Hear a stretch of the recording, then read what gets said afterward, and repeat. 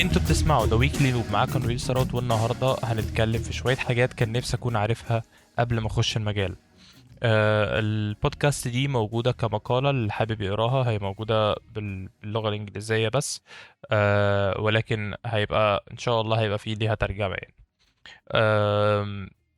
اول حاجه كان نفسي اعرفها، او لو كنت عارفها من الاول خالص كانت هتبقى مفيده بالنسبه لي جدا، وهي الهدف او السبب ان انا بتعلم الحاجه دي. السبب عموما ده بيبقى حاجة أساسية في الموتيفيشن بتاعنا، حاجة أساسية في رحلتنا واحنا بنتعلم. دايما هنلاقي ان السوفت وير انجينيرنج في لحظات كتيرة منه بيبقى صعب، وبيبقى فيها حاجات مش عارفين نفهمها وهكذا. ولكن آه، لو في هدف او لو في سبب او دافع يكون موجود معانا، بيسهل جدا علينا ان احنا نستمر وما نيأسش يعني ما نقفش قدام الحوايط الكتير اللي بتبقى واقفة في طريقنا واحنا بنتعلم سوفت وير انجينيرنج. فمثلا في ناس بتتعلم البروجرامينج او السوفت وير انجينيرنج او الحاجات دي كلها، او حتى مجرد الكودينج علشان السكريبتس وهكذا، علشان مثلا يفهموا السوفت وير انجينيرز اللي هم شغالين معاهم. انت مثلا ممكن تكون برودكت اونر مثلا او بروجكت مانجر، فحابب ان انت تفهم السوفت وير انجينيرز اللي معاك في التيم اكتر، علشان تقدر تبقى مثلا الاستيميتس او البلاننج اللي انت بتعمله يبقى رياليستيك اكتر بالنسبه لهم. في ناس تانية بيبقوا مثلا حابين ان هم يعملوا حاجة لفولنتير هم فيها، مثلا حاجة آه، يعني بيشاركوا حاجة مثلا خيرية، عمل خيري بيشاركوا فيه، او منظمه خيريه هم جزء منها، والمنظمه الخيريه دي مثلا حابين يعملوا سيستم بسيط علشان يديروا بيه حاجه، او حابين ان هم يعملوا حاجه ما تكلفهمش فلوس خالص، علشان هم مثلا نون بروفيت اورجانيزيشن والدخل اللي داخل لهم قليل، يا دوب مثلا يشغل الاوبريشنز بتاعتهم الخ الخ. عادي ان السبب بتاعك ما يكونش زي اي حد تاني خالص، وعادي ان الدافع بتاعك يكون مثلا دافع مع ناس كتيرة جدا، او نفس الدافع اللي بيحفز ناس كتيرة غيرك. دي دي مش حاجة بنقارنها، دي مجرد حاجة بتبقى معاك بتدي لك الموتيفيشن ان انت تكمل. مثلا برضو في ناس بتحب البرمجة، دي حاجة valid جدا، دي حاجة يعني أنا عن نفسي بادئ أصلا إن أنا أعجبت بالبرمجة وأنا مثلا في إعدادي وعجبني الموضوع فقمت مكمل فيه. في ناس تانية بيدخلوا المجال علشان مثلا الفلوس، ودي حاجة مش عيب ودي حاجة مش غلط خالص، ولكن لازم نحط واحنا بنبقى واحنا بنديفاين الريزن بتاعنا، او واحنا بنحط الدافع بتاعنا، نبقى بنحطه بعقلانية، ويبقى حاجة واقعية شوية. يعني ما اقولش مثلا ان انا عايز فلوس كتيرة قوي قوي قوي في اول سنة ليا في البرمجة مثلا، ده مش هيحصل الا لو انت يعني بسم الله ما شاء الله علامة مثلا في المجال من اولها وحصل المعجزة معاك مثلا. ما اعرفش يعني، ما عمري ما شفت حد كده. ولكن الطبيعي انت مثلا خلال اول 6 شهور لحد اول سنتين، انت السالري بتاعتك مش هتبقى احسن سالري في الكون خالص. وكل طبعا كل ما الاكسبيرينس بتاعتك تزيد، كل ما السالري بتاعتك ممكن تزيد معاها وهكذا. فانت لو انت حاطط تارجت على كمية معينة مثلا من الفلوس في حالة زي دي، هتلاقي ان ممكن تبقى مثلا الهدف ده توصل له بعدها بكام سنة. فنحط الدوافع بتاعتنا، او نحدد الدوافع بتاعتنا بواقعية شوية. أه الحاجة التانية ان انت مش الكود بتاعك، واحنا بنكتب كود احنا عادي كبشر. أه كل يوم بنتعلم وكل يوم بنكتب كود. لما بنكون لسه بادئين بنكتب كود سيء، وبنكتب كود البرفورمانس بتاعه وحش والستايل بتاعه بايظ وكل حاجة يعني بسم الله ما شاء الله ما بيبقاش في حاجة معمولة صح. ولكن مع الوقت بنتعلم ان الحاجات دي اللي احنا بنعملها دي مثلا غلط او مش احسن حاجة، ودايما بنتعلم طرق احسن ان احنا نعمل الحاجات دي.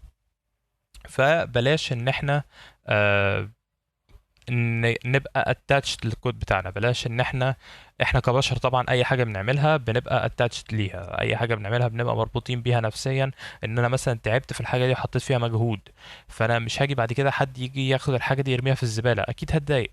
ولكن في الكود تحديدا بلاش نبقى كده، ويا ريت نحاول ان احنا نبعد عن ان احنا نبقى اتاتش للكود بتاعنا تماما. اكيد هيبقى فيه اتاتشمنت، واكيد هيبقى فيه مثلا لو انا حطيت مجهود كبير والمجهود ده في الاخر طلع على ما فيش، اكيد هزعل وهتضايق، بس ما خليش حاجه زي دي تمنعني ان انا اكمل. لان كده كده الكود اللي انا بعمله ممكن يكون مش احسن حاجه. الكود مثلا اللي انا كاتبه وحاطط فيه مجهود كبير جدا ممكن ما يكونش مثلا، ممكن اكون حطيته في فيتشر وعملتها، بس بعد كده البيزنس قرر ان الفيتشر دي ملهاش لازمه فهنشيلها، يبقى انت الكود بتاعك اترمى في الزباله. ولكن انت وانت بتكتب كود انت كده كده هتتعلم، كده كده هتستفيد. و... آم، وفي الاول والاخر الكود اللي انت بتعمله او الكود اللي انت بتكتبه يا اما هيطلع ويبقى مستعمل فعلا في حاجه، يا اما هيترمي في الزباله، يا اما حتى في البروجكتس اللي انت بتعملها مع نفسك هتلاقي نفسك ان انت عملت حاجه وبعد كده جيت بعدها بيومين مثلا مسحتها تماما رميتها في الزباله وقمت عامل حاجه مكانها. ده عادي وده طبيعي، وبلاش نتضايق وبلاش نزعل على حاجه زي كده. من ضمن الحاجات اللي انت ممكن تعملها علشان، او اللي انتوا ممكن تعملوها علشان تبعدوا نفسكم عن الاتاتشمنت للكود بتاعكم، هو ان انتوا تخلوا حد يريفيو الكود بتاعكم، او ان انتوا تسلف ريفيو تاني يوم. ان حد يريفيو كود هيظهر لكم عموما مشاكل زي مثلا ستايل ايرورز، لوجيك ايرورز، مشاكل عموما في الانكونسستنسي في الكود بتاعنا، او حاجات 100% بايظة او 100% مش صحيحة، وهكذا assumptions احنا كنا عاملينها غلط، وهكذا. الكود ريفيو الهدف منه هو ان احنا نشوف هل الكود اللي داخل ده آه، مظبوط حسب ستاندرد معين ولا لا. الستاندرد ده بيبقى مثلا مديفاين فيه الستايلنج بتاع الكود، النيمينج، الحاجات دي كلها بتبقى موجودة بجانب طبعا اللوجيك يبقى صحيح، وهكذا وكام حاجة تانية. بس الهدف الأكبر منها إن إحنا بنفيد بعض، أو الإفادة الأكتر منها إن إحنا بنفيد بعض. الكود اللي أنت كاتبه ممكن حد يقول لك على طريقة أحسن إن أنت تكتبه بيها، فبالتالي الكود بتاعك ده ممكن يترفض، او ممكن انت تقول طيب ثواني هلغيه واكتب حاجة تانية مختلفة. وده 100% ما فيهوش اي مشكلة خالص. ممكن لو انت ما عندكش حد يريفيو، لو عندك منتور ممكن تخلي المنتور ده من وقت للتاني يريفيو الكود اللي انت بتعمله. لو عندك اصدقاء تكنيكال ممكن تخليهم يريفيو الكود اللي انت بتكتبه، والخ. ممكن كمان انت بعد مثلا لما تخلص شغل على تاسك النهارده تفتح بكره تريفيو الكود اللي انت عملته ده او التشينجز اللي انت عملتها دي، وتشوف لو في حل احسن. 100% هيكون دايما تاني يوم ممكن تفكر في حل احسن من الحل اللي انت فكرته في اول يوم. مش 100% يعني، بس بتحصل كتير جدا. الحاجة اللي بعد كده وهي اتعلم تفصص النقد. في ناس دايما، يعني في ناس عموما هتيجي تقول لك الحاجة دي فيها مشكلة مثلا، او الحاجة دي مش مظبوطة، الحاجة دي وحشة. وانت ممكن تاخد رأيهم عمياني كده وخلاص، لا ده الحاجة دي وحشة فعلا فانا همسحها او هعمل حاجة غيرها. مش شرط، عادي ممكن يكون الشخص ده مثلا هو قاصد ان هو يحبطك، هو قاصد ان هو يبقى misleading ليك، قاصد ان هو مثلا لو انت كنت حاطط هوب او امل على حاجة في البروجكت اللي انت شغال عليه، هو قاصد يحطم لك الامل ده، وهكذا. الناس عموما مش يعني صوابعك مش زي بعضها، والناس مش زي بعضها. في ناس هتقول لك نصيحة علشان هم فعلا عايزين ينصحوك، وفي ناس هتقول لك حاجة علشان يضروك بيها، سواء نفسيا او مثلا في الكود اللي انت كاتبه او هكذا. فانت اتعلم ان انت تفصص مثلا المعلومة اللي جايلك دي او النقد اللي جايلك ده، هل هو نقد بناء فعلا ولا هو نقد مسموم؟ هل في حاجة مش مظبوطة؟ هل النقد ده مثلا في حاجة misleading؟ هل النقد اصلا الرأي اللي فيه صحيح؟ لان ممكن عادي واحد يقول لك يكون بيتكلم معاك بثقة تامة زي تشات جي بي تي مثلا ويقول لك اعمل كذا واعمل كذا واعمل كذا، وفي الاخر تكتشف ان كل اللي هو بيقوله ده اصلا هبل، او يعني عارف انت جاي من السحاب، ملوش اي scientific basis، ملوش اي اسس صحيحة خالص. فانت شوف الاول، اسال نفسك ايه الاكسبيرينس اللي الشخص ده عنده. لو واحد مثلا عنده خبره 10 سنين واداك نصيحه، النصيحه دي انت حاسس ان هي مفيده فعلا، يبقى اكيد او بنسبه كبيره الشخص ده فعلا عايز يفيدك. لو واحد مثلا عنده خبره شهرين وبيقول لك الحاجه دي غلط ومقرفه و انت بتتكلم على اساس ايه يعني؟ عارفين اللي هو يعني، طبعا مع كامل الاحترام للناس كلها، بس في ناس فعلا بتبقى هم نفسهم مسلد، ان هم عندهم معلومة غلط، والمعلومة غلط دي هم فاكرينها صحيحة، وعلى اساسها بيمسليد الناس التانية وبيضيعوا مجهودهم. فبلاش، فكر الاول في النقد اللي جايلك، فكر الاول في الاراء اللي جايلك، واعرف هي فعلا جايه علشان تفيدك وتفيد اللي انت شغال عليه، ولا جايه علشان تحطمك بس مش اكتر ولا اقل. وشوف هل النقد ده مبني على حاجه حقيقيه او حاجه صحيحه، وهكذا. آه، الحاجة اللي بعد كده عندنا find your niche مثلا. النيش عموما هو حاجة، مش النيش اللي احنا بنحط فيه الكوبايات وهكذا. النيش اللي هو الحاجة اللي احنا بنضيع، او مش بنضيع، بنحط فيها وقت اكتر بكتير جدا من باقي الحاجة. يعني مثلا انا النيش بتاعتي اليوزر اكسبيرينس والبرفورمانس. انا الحاجتين دول دايما ببقى بحاول ان انا اصين نفسي عليهم في الشغل، ودايما بانكورج الناس اللي شغاله معايا ان هي تركز عليها وتهتم بيها. دايما بانكورج المنتيز بتوعي ان هم يركزوا فيها دايما وانا شغال في سايد بروجكتس. اول حاجه بهتم بيها بتبقى مثلا هي دي. ودايما لو حد يعني من صحابي بيسمعوا الحلقه دلوقتي، هم عارفين ان انا اي حاجه مثلا لو فيها اوبتمايزيشن سواء مايكرو او ماكرو او ايا كان، دايما ببوينت اوت ان ممكن نعمل اوبتمايزيشن مثلا في الحته دي وهكذا. دي حاجه انا فعلا بستمتع بوقتي وانا بقضي فيها. في ناس بتستمتع وهي بتكتب كود عموما، مش شرط مثلا تكون بتكتب في حاجه معينه. انا بستمتع ان انا انالايز البيج، اشوف مثلا لو فيها accessibility issues، اشوف لو فيها حاجات ممكن تتحسن من ناحيه اليوزر اكسبيرينس الخ الخ. وقريت كتب في الموضوع، في المواضيع دي، وبحاول ان انا ريسيرش فيها دايما. فحاولوا تلاقوا او تدوروا على النيش بتاعكم. النيش مش هتبقى حاجة specific، ومش هتبقى، مش شرط ان هي تبقى حاجة زي الناس التانية، ومش شرط تبقى حاجة مختلفة. عادي. بس الفكرة ان غالبا ما بتجيش بان انت تدور عليها بالظبط. يعني مش هتقعد تجرب هل الحتة دي هي النيش بتاعتي، لا. هي انت هتلاقي نفسك كده out of nowhere، انت قاعد بتinvest وقت كبير جدا في حاجة. بعد كده تكتشف ان انت مثلا قضيت مثلا 30 ساعة في البروجكت ده، 20 منهم في الجزئية دي، علشان انت مستمتع بالجزئية دي، مش علشان مثلا انت سيء فيها او كده، لا، علشان انت مستمتع باللي انت قاعد بتعمله في الجزئية دي، فانت عمال تزود وتزود وتزود. ممكن تكون الجزئية دي هي النيش بتاعك. الحاجة اللي بعد كده ان احنا نبعد عن العادات السيئة من الاول. يعني مثلا بشوف كتير جدا من الناس اللي بيمشوا على كورسز وبيمشوا على بوت كامبس وهكذا، ان بيتقال لهم يفك يفكهم من الكود ستايل او الفورماتنج، يفكهم من اللينتنج تولز والتستنج والحاجات دي كلها، على اساس ان هم هيتعلموها بعدين، على اساس ان هم مثلا في مرحلة فيما بعد من البروجكت او من الكورس او من البوت كامب، ان هم هيتعلموها ساعتها ويبداوا يطبقوها. والنتيجة بتبقى سيئة للغاية في الموضوع ده، ان انت بتعوده مثلا من اول 3 شهور ليه وهو بيكتب كود ما تستعملش الحاجات دي. بعد كده تيجي تقول له ان انت لازم تستعمل الحاجات دي، وفي السوق بيستعملوا الحاجات دي.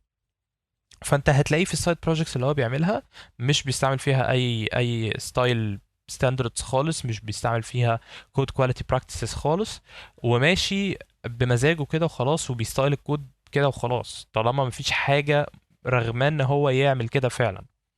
فبلاش ان احنا نديفلوب باد هابتس، نركز ان احنا آه نبني عادات كويسة من الأول خالص، من أول سطر كود.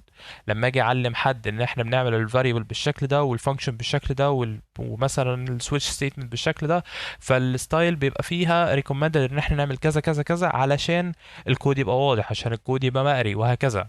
نخلي دايما ان المعلومه تبقى كامله، ما ننقصش منها حاجه، ونيجي نقول بعدين هو ليه الديفلوبر ده طالع مش بيهتم مثلا بالستاندرد ده. طب ما انت اللي معوده على كده، انت عودته مثلا 3 4 شهور قاعد بتعلمه في حاجة، وبتقول له سيبك منها دلوقتي هتستعملها بعدين.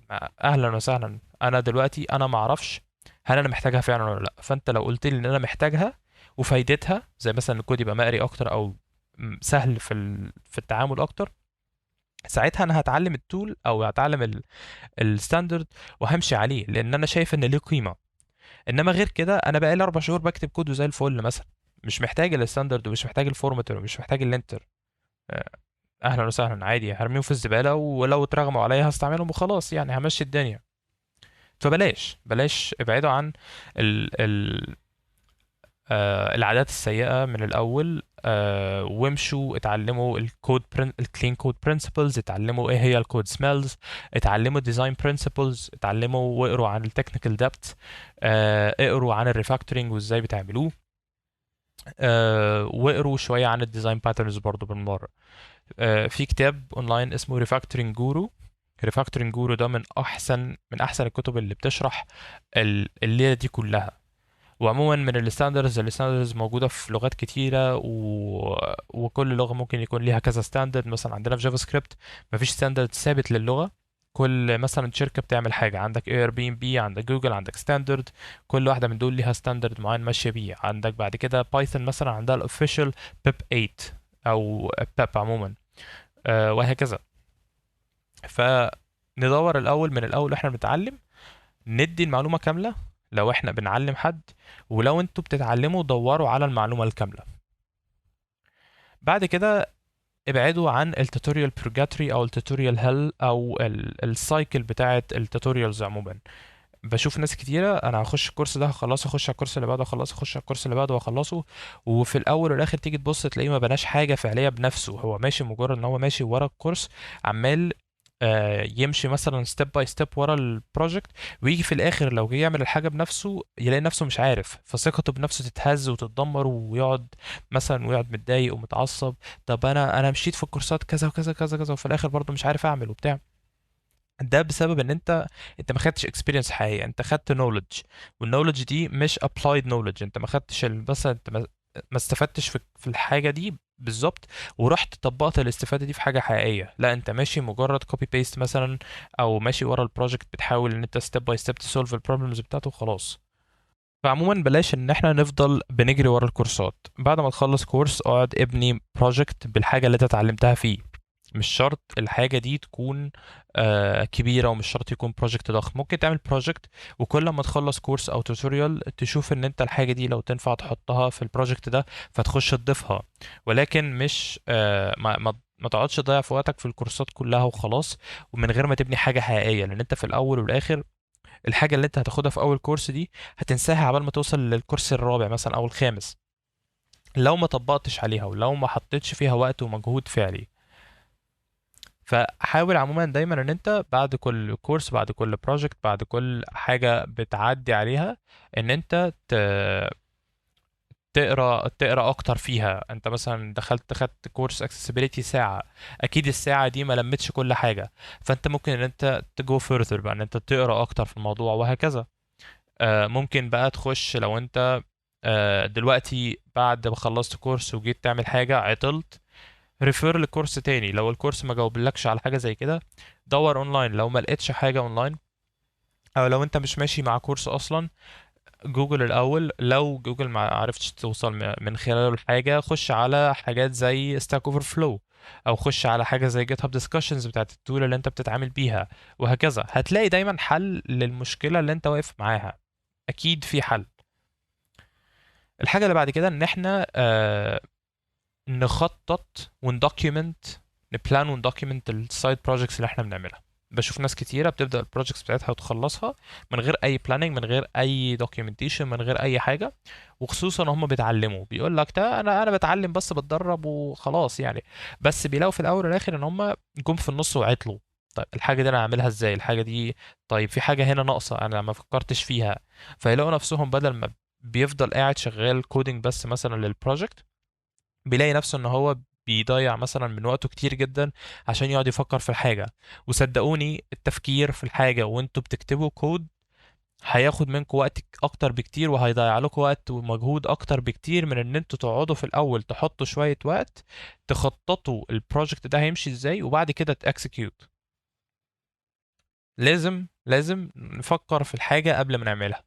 لو انت مثلا في problem solving هتلاقيهم بيحلوا على ورق مثلا او وايت بوردز وهكذا قبل ما يبداوا ان هم يكتبوا كود، لان بتسهل عليك ان انت visualize البروبلم اللي قدامك، او بتسهل عليك ان انت تفهم بطريقة حرة بقى. انت مش ممسوك او مش يعني مش محكم في حاجة آه زي كود بلغة معينة. انت معاك ورقة وقلم، اعمل اللي انت عايز تعمله علشان تفهم وتوصل لك المعلومة.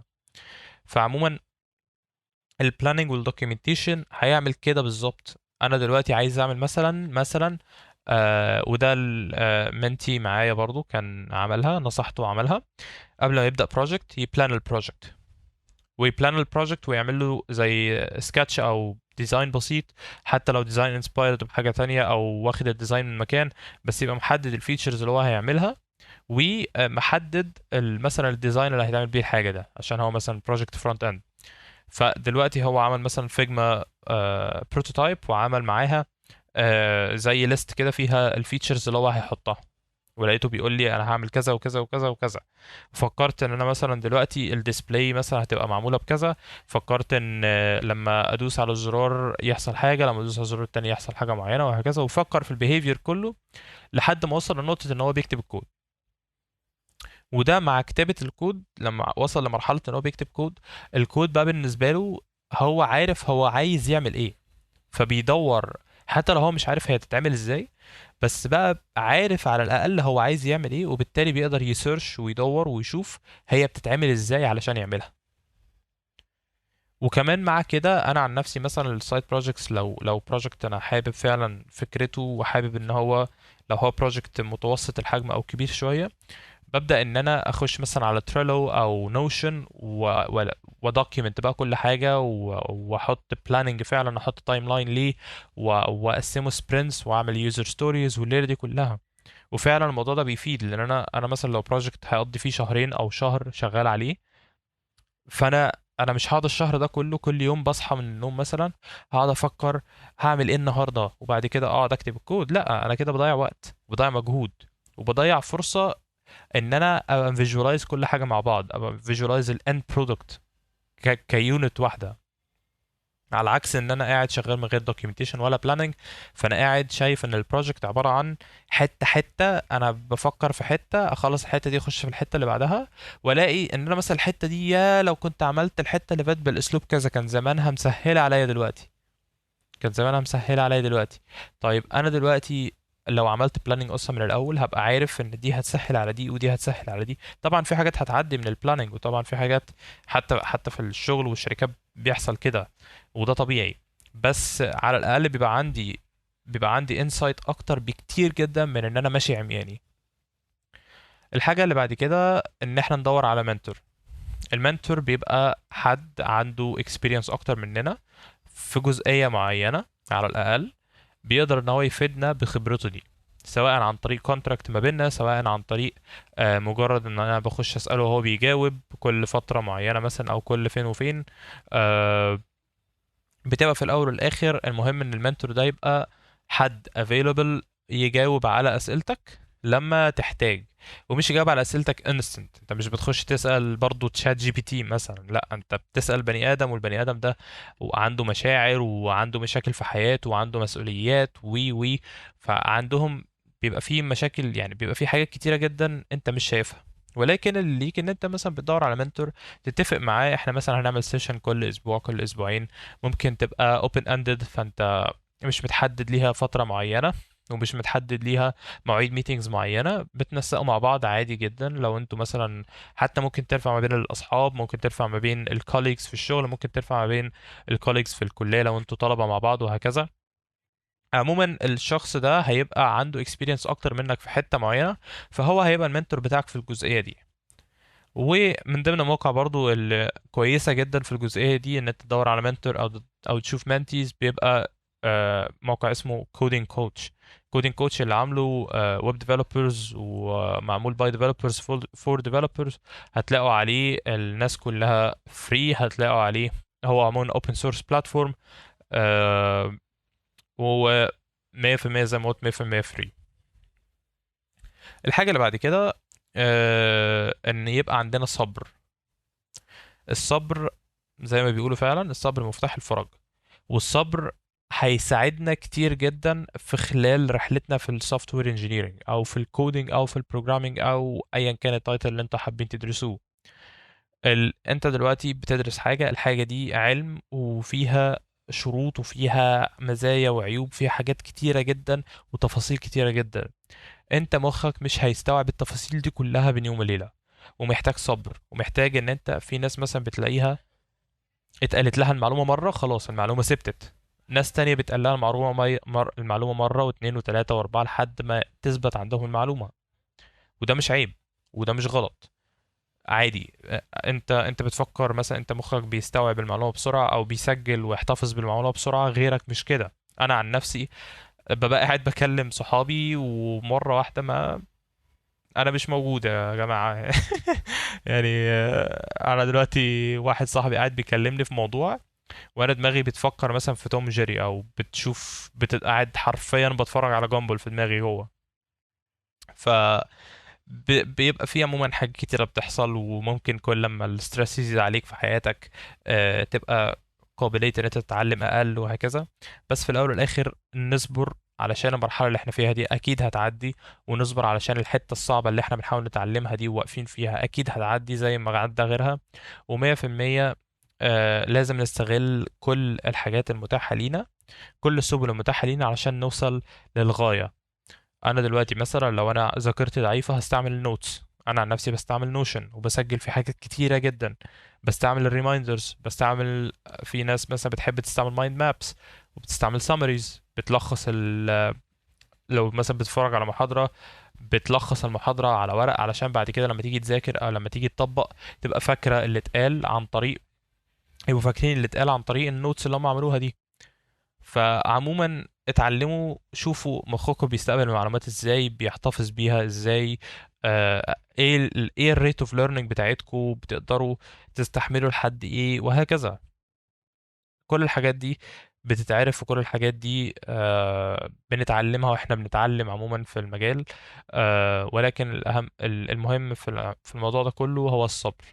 الصبر ان احنا نتعلم احنا ازاي بنتعلم، الصبر ان احنا نحتفظ ونتدرب ونبروسس كل اللي احنا بنتعلمه في المجال ده، والصبر ان احنا واحنا شغالين مثلا في حاجة ما نعرفهاش فاحنا نصبر عليها ونديها وقتها لحد مثلا ما نحلها. الحاجة اللي بعد كده واخر حاجة هتكلم فيها هي ان احنا نعمل social presence. السوشيال بريسنس عموما هو ان انت بتحاول توفر نفسك في الايكو سيستم عموما، بتطلع نفسك للماركت، بتقول للناس انا هنا اهو. في ناس بتتضايق من الموضوع ده، في ناس بتضايق من الماركتنج لنفسها. بس دي سكيل لازم نتعلمها، ولازم نعمل سوشيال بريسنس علشان فرصنا تبقى احسن. لو انا دلوقتي ديفلوبر بعمل حاجات حلوة جدا بس الحاجات دي محدش بيسمع عنها، انت بالنسبة للسوق كله انت مش موجود، محدش هيجيلك، محدش. لو انت جيت تروح آه، هيبقى يعني هيشك في اللي انت بتقوله ده، هل انت فعلا عامل الحاجات دي مثلا ولا لا يعني. وهتلاقي نفسك فرصك في السوق اقل بكتير. فانت ممكن ان انت تبدأ تشوف مثلا تعمل كونتنت. لو انت مثلا ما بتحبش الكونتنت ممكن تشوف ان انت تمنتور ناس. لو انت ما بتحبش تمنتور حد ممكن تشوف ان انت تبقى اكتف في سوشيال جروبس عموما، ممكن تاتند ايفنتس، تروح ايفنتس وهكذا. ممكن تخش كوميونيتيز مثلا على ديسكورد، ممكن تخش فيسبوك جروبس، ممكن تبقى اكتف عموما على تويتر، التك كوميونتي على تويتر.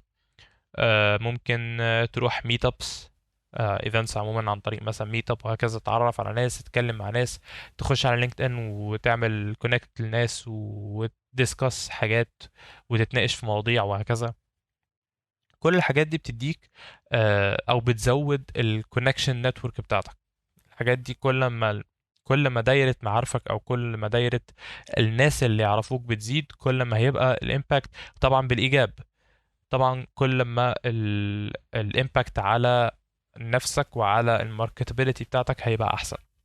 وبيمشي مع كده، بيمشي معاها السوشيال سكيلز. لو انت السوشيال سكيلز بتاعتك مش حلوة او مش كويسة، ابدأ اتدرب وابدأ اتعلم ازاي تحسنها، لان السوشيال سكيلز او الانتربيرسونال سكيلز هي اساس كل حاجه. لما تيجي تشتغل هي اساس الكوميونيكيشن ما بينك وما بين التيم ميتس اللي معاك. لما بتيجي تدرس هي اساس الكوميونيكيشن ما بينك وما بين الناس اللي انت بتدرس معاهم والناس اللي بيدرسوا لك. ولما بتيجي تتكلم او تعمل حاجه او تروح ايفنت وهكذا، السوشيال سكيلز او الانتربيرسونال سكيلز هي برضو اللي هتحدد انت هتقدر تابروتش الناس ولا لا، هتقدر اصلا تمشي conversation مع الناس ولا لا وهكذا. الحاجات دي مش شرط تبقى كينج فيها، في ناس عندها ملكة ان هم اصلا من صغرهم ومن ساعة ما اتولدوا هم ناس سوشيال جدا. بيتكلموا مع اي حد بأريحية وما عندهمش اي مشكلة خالص في ان هم يخشوا على حد غريب ويتكلموا معاه. في ناس مش كده خالص، في ناس introverts مثلا، او ناس مش او ناس عندها social anxiety ما بيحبوش ان هم اصلا حد يشوفهم. ولكن كل الحاجات دي بتتمانج، وكل الحاجات دي بتبدأ ان انت تفهمها اكتر وتشتغل معاها اكتر، بدل ما هي شغالة ضدك تحاول ان انت تستغلها وتبقى شغالة لصالحك على الاقل جزئيا علشان تحقق هدف زي الهدف ده. عموما دي شوية حاجات من الحاجات اللي انا كنت اتمنى ابقى عارفها من اول يوم دخلت فيها سوفت وير انجينيرنج. ولكن يعني انا دلوقتي الحمد لله عارف حاجات زي دي، والحمد لله ان في ناس كانت موجودة بتعمل مقالات وبتعمل بودكاست مثلا بتعلمنا حاجات زي دي. انا اكيد يعني في حاجات من دي اكتشفتها مع نفسي، في حاجات 100% ناس هي اللي قايلها لي، ومن غيرها ما كنتش هبقى عارفها خالص في حياتي مثلا، او كنت اعرفها متأخر قوي عن دلوقتي. فعموما السوفت وير انجينيرنج ممكن يكون overwhelming، ممكن يكون صعب في اوقات كتيرة جدا في رحلة التعلم بتاعتنا. ولكن الاساس هو الصبر، وان احنا يبقى عندنا اهداف ويبقى عندنا كل الحاجات اللي انا قلتها دي. ونحاول ان احنا نبقى دايما بنركز على الحاجة الصح، نعمل الحاجة الصح، ونعمل الحاجة كاملة، ويبقى عندنا فاونديشن كويسة وأسس كويسة في رحلة التعلم بتاعتنا. وبس. أشوفكم في الحلقة الجاية. لو حابين تبعتوا لي أسئلة هبقى حاطط لينك الفورم في الديسكريبشن بتاعت الابيسود وعلى الفيسبوك بوست اللي هينزل. لو حابين يعني تقترحوا أفكار الحلقات اللي جاية، يا ريت تعملوا كده. وشكرا لكم، أشوفكم الحلقة الجاية إن شاء الله. السلام عليكم.